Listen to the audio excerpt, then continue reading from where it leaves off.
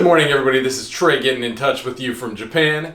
Today we're having a quick look at PayPal, but first some good news. I surprised my wife with some coconut caramel cake yesterday, and it blew both of our minds. Anyways, on to PayPal. First, I wanted to start out with a little bit of an outline of what I'm going to be talking about. First, I'm going to share a little bit about PayPal and its history, who they are, what they do, and then we're going to go into a little bit about their strengths, a little bit about their weaknesses, and where it seems like the industry might be going. And then finally, I'm going to share a little bit about my own thoughts. Should you buy PayPal? Do I recommend PayPal? Do I even own PayPal? So stick around for my thoughts at the end.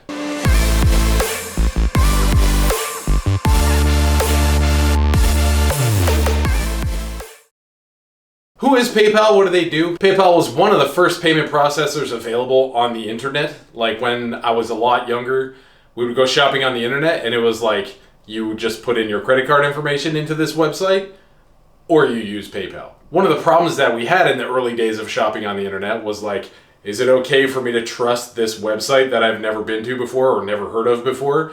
Is it okay for me to just put in my credit card information? And there were a lot less kind of security markers in place to protect you. And also credit card companies weren't even really used to handling their clients shopping online and all of the different kinds of fraud protection that they need to keep in place to help clients out in the case that something goes wrong. So PayPal saw a market opportunity, they ran in, and since then PayPal has been growing and growing. They continue to grow into today. And now we have this very expensive stock that everybody seems to love. In my own experience, back in the day when you would be shopping or selling on eBay, you had to kind of have a PayPal account because PayPal was part of eBay. It only became its own entity in 2015. And since it became its own thing, eBay and PayPal parted ways, and PayPal has continued to grow worldwide. Personally, one of the things I see most valuable about PayPal right now is the security it provides for you. I used to do a lot of importing from China and a lot of wholesaling and stuff like that. And a lot of the companies would be like, oh yeah, you have to send us like a money order or a bank transfer to this bank account in China. And then we'll send your stuff. Trust us, kind of thing, you know, and I would basically insist like, dude, let me use PayPal. Some of them would say no, you know, but I wouldn't order from them until they would say yes.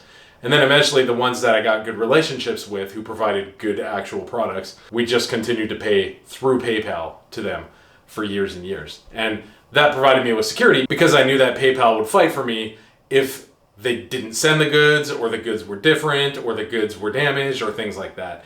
So that's really why PayPal has been growing so significantly over the last many years. Going into PayPal's background, PayPal is now run by CEO Dan Schulman, who came in about 2014 from American Express, a large payment provider. If you don't know anything about American Express or why they're good, check out my video up here. I did an in-depth look at their stock just a couple of weeks ago. So Dan Schulman came in 2014, and as I mentioned earlier, the company was spun off from eBay in 2015. And under Dan Schulman's leadership, PayPal has continued to grow over the years. We all know that there are a lot of different kinds of payment providers and financial service providers. PayPal actually happens to be one of the biggest in its niche of online-centric payment providers. They handle $700 billion in transactions each year. PayPal began to achieve the network effect very early on and still has a large advantage over many competitors because of the network effect. The network effect is basically saying, like Facebook. Let's say you started a new Facebook and there were like 3 people on it. Would it be fun or interesting? No. But Facebook now or Instagram now, which have like, I don't know, a third of the world or whatever using them, you can go on and it's just endless content and endless people you can connect with. And that's the network effect. And it's kind of like, I comment on somebody's post and they comment on mine. And like, wow, this is fun. I want to keep doing it more kind of thing. And PayPal has achieved that by having so many different merchants. In 2019, they had about 20 million merchants partnered with them. And they also had 280 million shoppers using PayPal. It's kind of like more and more places accept PayPal and more places are like, hey, please pay using PayPal. Another interesting factor about PayPal as a company, as a culture, is that it doesn't cost a lot of money to operate these types of payment networks once they're up and running. And so they do have a lot of cash on hand, which makes them kind of a safe investment. But it also gives them the flexibility to be able to buy acquire other companies when they see an opportunity. Since they were spun off from eBay in 2015, they've spent about $4 billion on acquisitions. One of PayPal's big competitors, Square, which is also quite a hot stock nowadays, has focused on smaller businesses and point of sale, or POS, transactions. In order to take a stronger stand against that kind of onslaught, PayPal acquired a company called iZettle for $2.2 billion in 2018.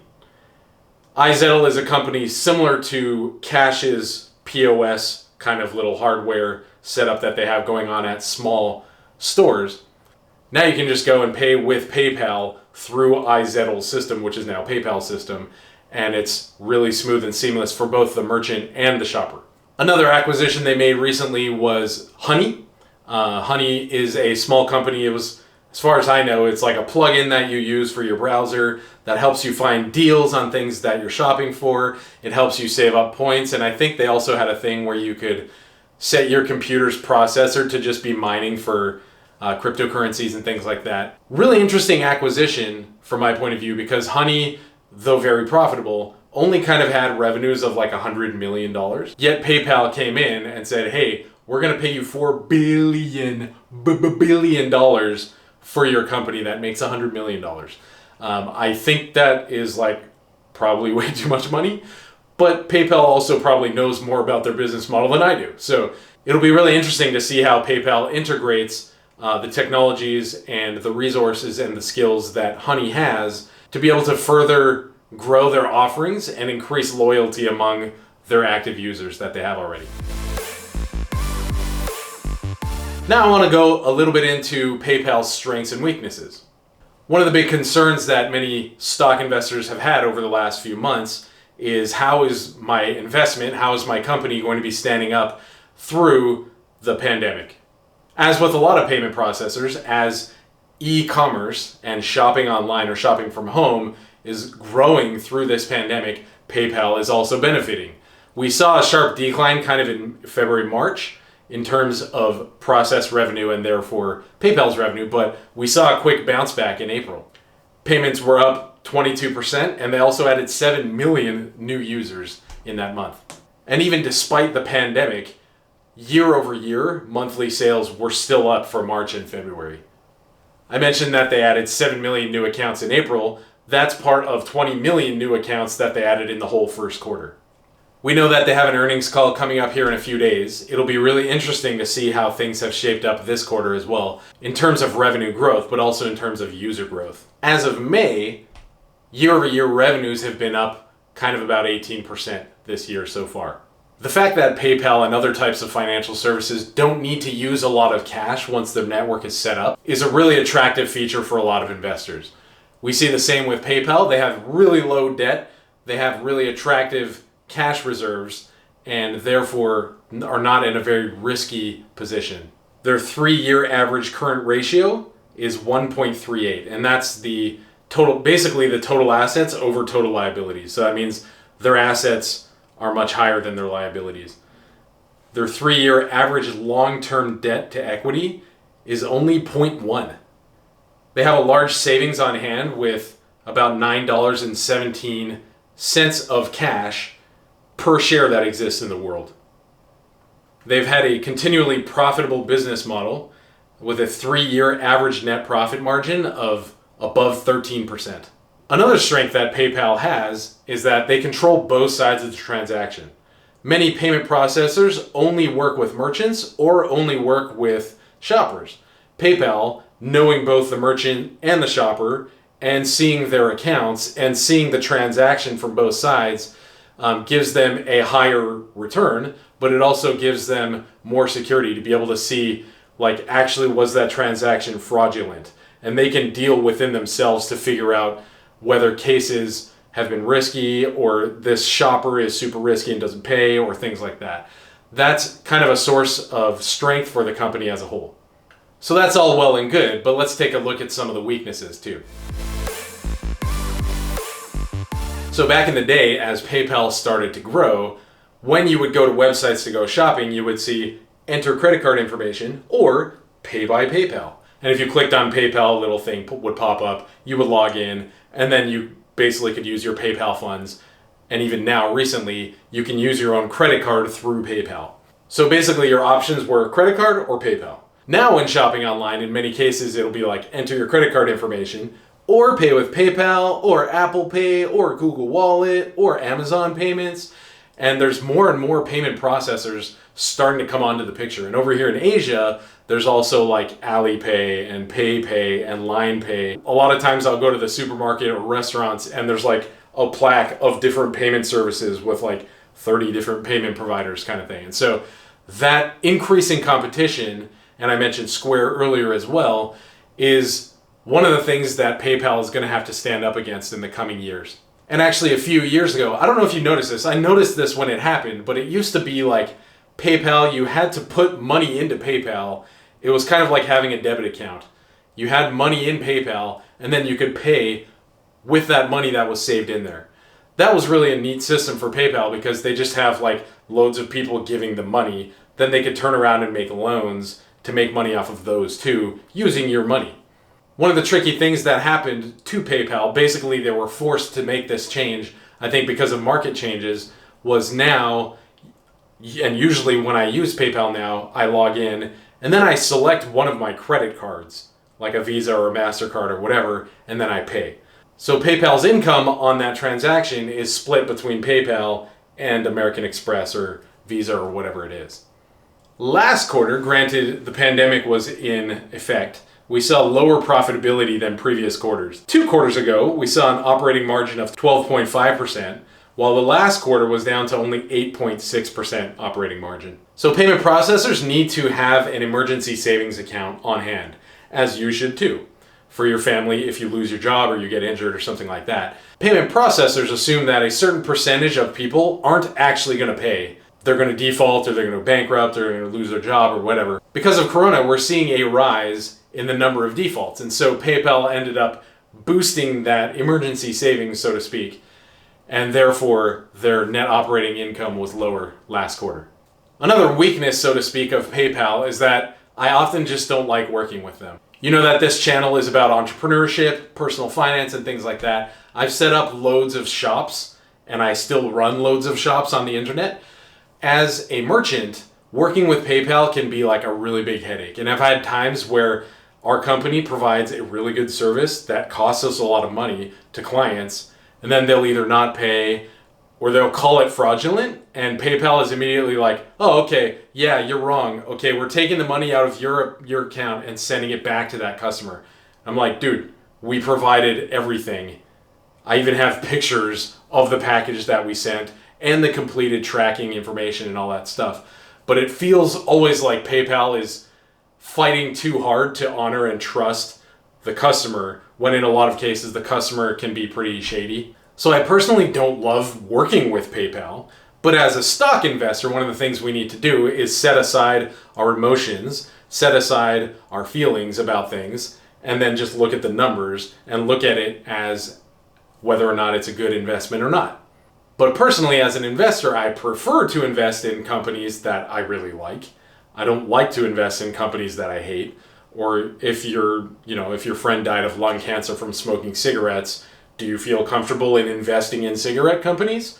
That's just one of the things you have to ask yourself and you have to deal with. If PayPal was an amazing deal, I probably would still invest.